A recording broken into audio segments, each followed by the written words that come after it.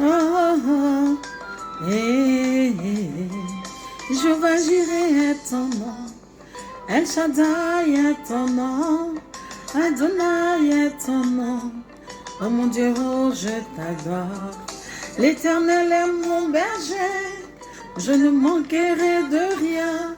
Il me fait reposer dans de verts pâturages. Il me dirige près des eaux paisibles. Il restaure mon âme. Il me conduit dans les sentiers de la justice. À cause de son nom, oh oui, à cause de son nom. Hey, à cause de son nom. Doux Jésus, je t'aime. Doux Sauveur, je t'aime. Doux Jésus, je t'aime. Doux Sauveur, je t'aime. Alléluia, alléluia, soyez bénis dans le nom puissant et précieux de Jésus-Christ de Nazareth. Alors, cette chanson que vous venez d'écouter, c'est une chanson de Linda Delon que je suis, tirée, extrait de la Bible, du psaume 23, voilà. Donc, si vous voulez écouter cette merveilleuse chanson qui adoucit, qui fait dormir, je vous assure que par moments, quand je mets cette chanson avec les paroles bibliques, ça me berce et je dors comme un bébé. Donc, vous faites Linda Delon chante le psaume 23 sur YouTube et vous aurez l'occasion de découvrir cette merveille. Amen. Donc ce matin, nous allons parler d'un thème qui est la mission de Christ sur terre. Pourquoi Dieu emmena le Christ ici-bas? Amen. Donc il faut comprendre que depuis le péché originel d'Adam et Ève, ce péché qui a séparé les hommes de Dieu, Dieu a eu pitié de nous puisque à ce moment-là, c'était le règne du diable, le règne satanique. Le diable a été parachuté ici-bas. Et la Bible nous le dit, malheur à la terre et à ses habitants, car le diable est descendu vers vous, sachant qu'il n'a peu de temps. Malheur à la terre et à la mer. Amen. Malheur. Il était à l'époque habitant des cieux, il était dans le ciel avec le roi de gloire. Mais lorsqu'il s'est rébellé avec les anges déchus que Dieu a destitués, ils sont descendus sur terre. Amen. Et avec une grande colère pour détruire, pour posséder les corps. Donc, il faut comprendre que tout ce que nous trouvons anormal, tout ce qu'on n'arrive pas à résoudre ici-bas, que ce soit des problèmes mystiques, tout ce qu'on trouve mystérieux, ce n'est rien d'autre que les œuvres des anges déchus. Amen. Donc, Dieu emmena Jésus-Christ de Nazareth pour nous racheter à lui, afin que Christ soit le pont, le passage qui va nous conduire à lui, qui va nous conduire à la vie éternelle, qui va nous ramener dans le jardin d'Éden où Adam et Ève étaient au temps jadis. Amen. Donc, la mission du Christ, c'est bel et bien ça. Nous réconcilier à Dieu notre Père. Nous réconcilier. Voilà pourquoi Christ nous dit que nul n'ira au Père sans passer par lui, Jésus-Christ de Nazareth. Pourquoi ? D'autres se diront non, mais ce n'est pas possible. Et ce qu'il faut comprendre, c'est qu'aujourd'hui, on assiste à tellement de religions que chacun se dit que la vérité se trouve de son côté. Mais remarquez que le sacrifice ultime de Jésus-Christ de Nazareth, qui est venu mourir à la croix, qui a versé son sang, est un énorme sacrifice. Qu'un sacrifice, il est mort pour toi qui m'écoutes, il est mort pour moi. Il est mort pour tout et chacun de nous. Donc il faut comprendre cela et l'accepter, l'adopter, afin que nous soyons sauvés. Amen. Donc nul n'ira au Père sans passer par Jésus-Christ de Nazareth. Pourquoi? Lorsqu'on prie, ça doit être au nom de Jésus.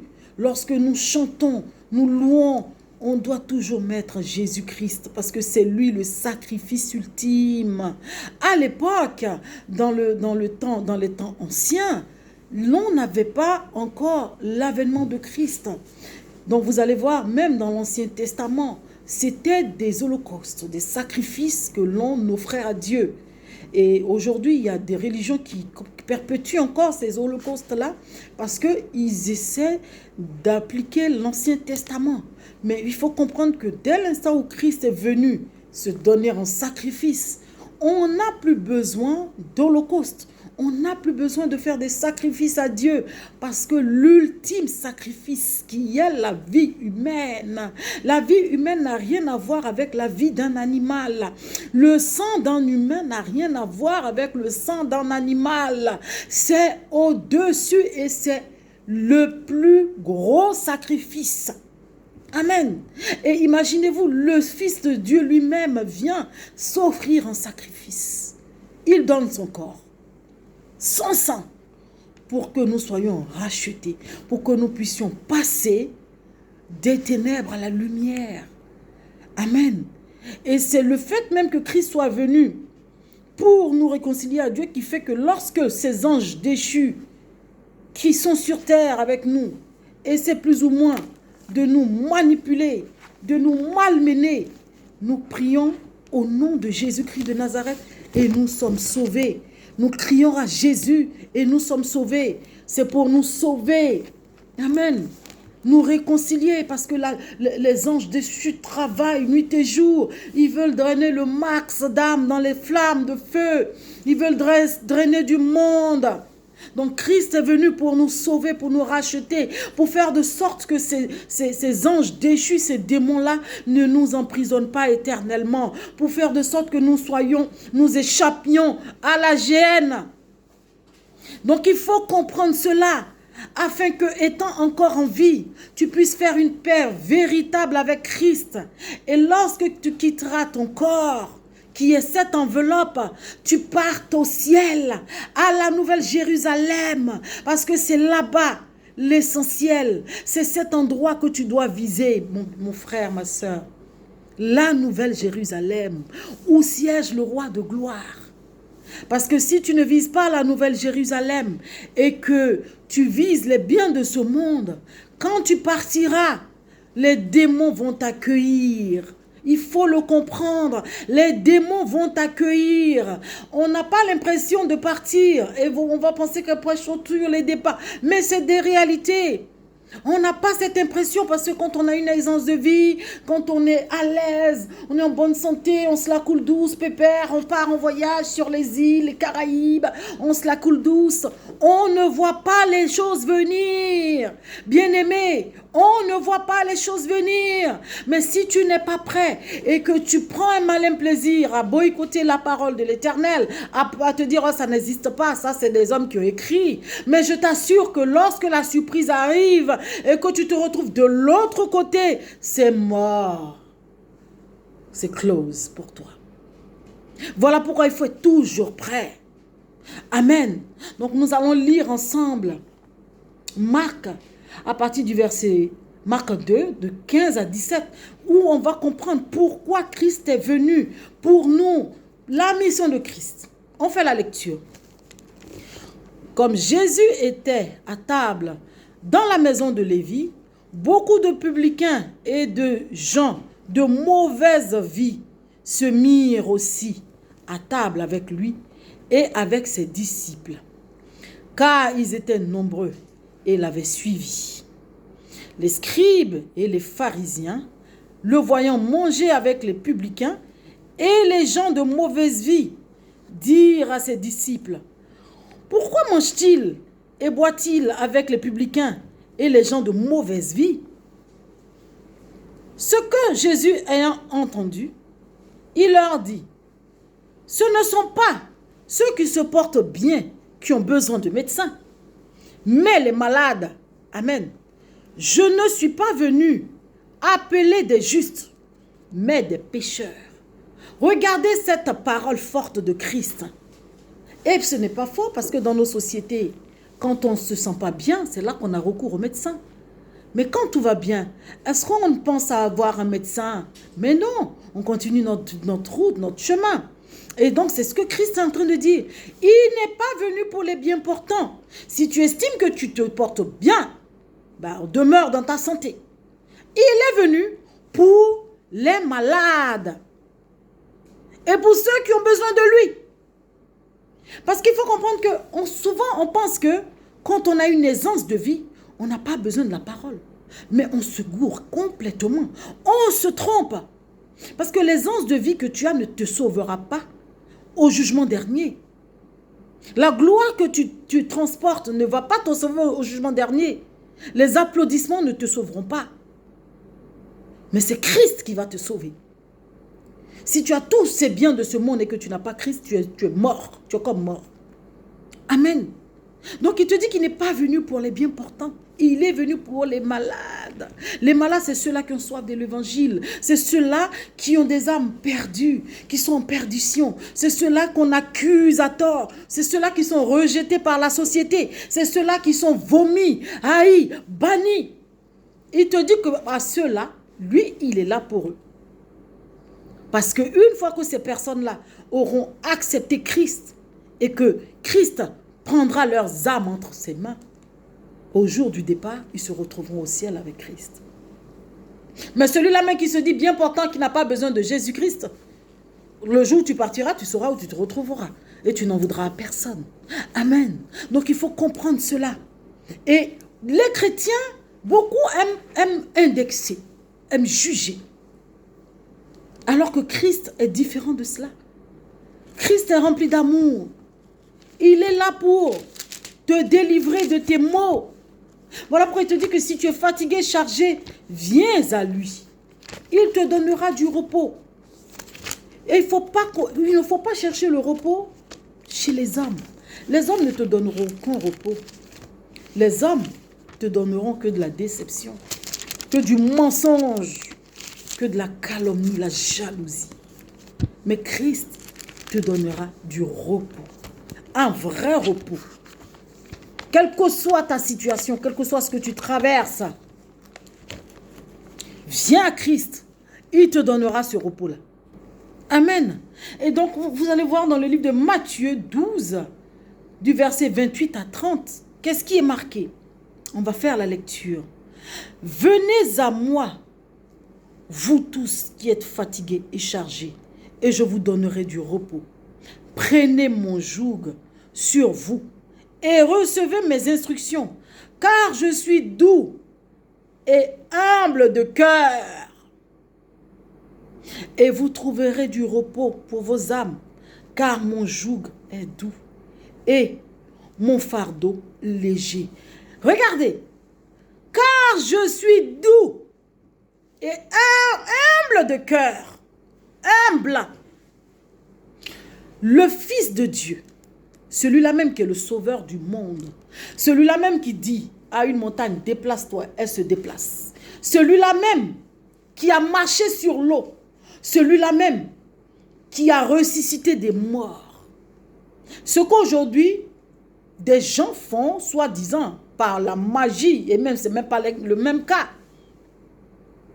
Mais il y en a qui se font porter pour entrer dans l'église, des serviteurs, soi-disant qu'ils sont tellement puissants, tellement onctionnés. Ils se font porter. On les porte comme des rois. Et on les emmène à la chair. Il y en a qui font des choses spectaculaires et les gens applaudissent. Il y en a même quand ils arrivent, on annonce leur arrivée. Le cortège, la voiture avance et les gens sont de partout autour de la voiture. Et ça court parce qu'on le prend pour le Messie. Mais le Messie lui-même te dit, je suis doux et humble de cœur. Humble de cœur. Combien parmi nous sommes humbles de nos jours? Combien? Il suffit qu'on excelle un peu, il suffit qu'on ait une place un peu dans la société. Et voilà, on est comme ça. Ou même quand on est dans une famille, il suffit qu'on ait une position. Eh ben, on ne se sent plus. Mais Dieu te dit que tel que tu es, il t'abaissera. Il élève les humbles. Il abaisse les orgueilleux. Il te tapera dessus pour que tu descendes de ton aisance soi-disant. Tel que tu es rempli de toi-même, il te fera tomber pour que tu comprennes que lui, Dieu, il aime les cœurs humbles et non les personnes orgueilleuses ou remplies d'elles-mêmes. Ça, il n'en a rien à cirer. Christ même te dit, je suis doux et humble de cœur. Qui es-tu pour prétendre être orgueilleux ou avoir une domination sur autrui? Qui es-tu? Dieu n'en a rien à cirer de ça. Et oui, ce sont des vérités qui blessent, mais il faut le dire. On assiste à trop de choses dans cette société. Et quand le corps gît et que les asticots viennent envahir le corps, la dépouille, poussière, tu retournes à la poussière. Où est-ce que tu mets ton orgueil? Où est passer ton orgueil? Vanité des vanités. C'est à cela qu'on est tous réduits. Mais si tu cherches le ciel et sa justice, non seulement sur cette terre, tu seras ovationné, acclamé. Et là-haut, tu auras la couronne de vie, une couronne éternelle, une félicité. Amen. Donc il faut comprendre cela. Christ est venu pour sauver les captifs, les personnes qui sont dans des chaînes, les malades. Il y a des serviteurs, par exemple, quand on leur demande d'aller prier dans les églises, ils te disent, qu'est-ce que je vais avoir dedans? Pardon, dans les hôpitaux, je vais avoir quoi dans ça? Mais Christ est venu pour ceux-là. Pas pour toi qui prétends être en pleine forme. Si tu estimes être en pleine forme, mais reste où tu es. Il est venu pour les malades, les personnes atteintes de démence, des schizophrènes, qui entendent des voix, des criminels, des voleurs, les personnes qu'on met derrière les barreaux. Christ est venu pour ceux-là. Parce qu'au-delà de leur passage ténébreux ici-bas, ils ont aussi ce qu'on appelle une âme. Et leur âme doit aller en jugement. Mais si pendant qu'ils sont derrière les barreaux, les verrous, ils acceptent Christ, ils confessent, même si la mort arrive à ce moment-là, ils iront au ciel. Contrairement à toi, qui prétend être en bonne santé, qui prétend ne rien faire de méchant et de ne pas chercher Christ, tu t'étonneras de le voir au ciel et pas toi. Voilà pourquoi Christ dit que ce ne sont pas tous ceux-là même qui étaient toujours dans les églises cloîtrées qui verront Dieu. Non, c'est le cœur brisé. Celui-là même qui a le cœur brisé. Celui-là même qui reconnaît ses erreurs. Celui-là même qui demande pardon à Dieu pour ses fautes. Chaque jour, qui se repent. Car Dieu aime les cœurs qui se repentent. Les cœurs qui reconnaissent leurs torts et qui demandent pardon à Dieu nuit et jour. À cela, le ciel sera ouvert. Amen. À cela, le ciel sera ouvert. J'écoutais un témoignage la dernière fois d'une servante de Dieu qui m'expliquait le témoignage d'un serviteur, d'une personne qui est devenue serviteur. Et c'était un homme de Dieu qui se retrouvait dans une forêt. Une forêt dans un pays quelconque, un pays d'Afrique, et qui prêchait l'évangile. Cette forêt est une forêt dangereuse, classée comme forêt dangereuse. Mais il a pris son courage à deux mains parce qu'il avait appris que dans cet endroit-là, il y avait tellement de choses qui se faisaient, des choses bizarres, des pratiques occultes, des rituels, des assassinats, plein de choses qui se faisaient dans ce lieu-là. Il a pris son courage à deux mains. En plein jour, il est rentré dans cette forêt. Il prêchait l'évangile. Il n'y avait que les arbres, l'air, le vent, les animaux, les oiseaux qui l'écoutaient, se disait-il. Mais en réalité, il n'était pas seul. Il y avait un grand criminel, un assassin de haut niveau qui était tapi quelque part et qui l'écoutait. Un assassin. Et ce dernier était un grand criminel. C'était son métier. Il écoutait. Il écoutait. Il écoutait. Un jour, quand ce pasteur a fini, il est parti bien évidemment. Un jour, dans son église, ce monsieur se rend devant lui, avec les yeux ouverts, et lui dit, vous vous souvenez du jour où vous étiez venu dans la forêt? J'étais caché et je vous écoutais. Votre parole m'a guéri. Votre parole m'a délivré. Parce que j'ai été un grand criminel. J'ai fait beaucoup de vilaines choses dans ma vie. Mais grâce à vous, j'ai accepté Jésus. J'ai aussi mon ministère. Je suis aujourd'hui serviteur de l'Éternel. Voilà pourquoi Christ est venu. Amen. Aujourd'hui, quand on prêche l'évangile, on prêche l'évangile, surtout nous autres qui prêchons l'évangile, au lieu d'écouter la parole qui passe, c'est dans ton apparence. Chier. Donc, elle a fini ces histoires de Miss, l'avait dit quoi? Mais qui es-tu? Qui es-tu? Mon âme ne t'appartient pas. Mon enveloppe est terrestre, mais mon âme vient du ciel. Je suis des cieux. Donc j'ai le droit de prêcher l'évangile.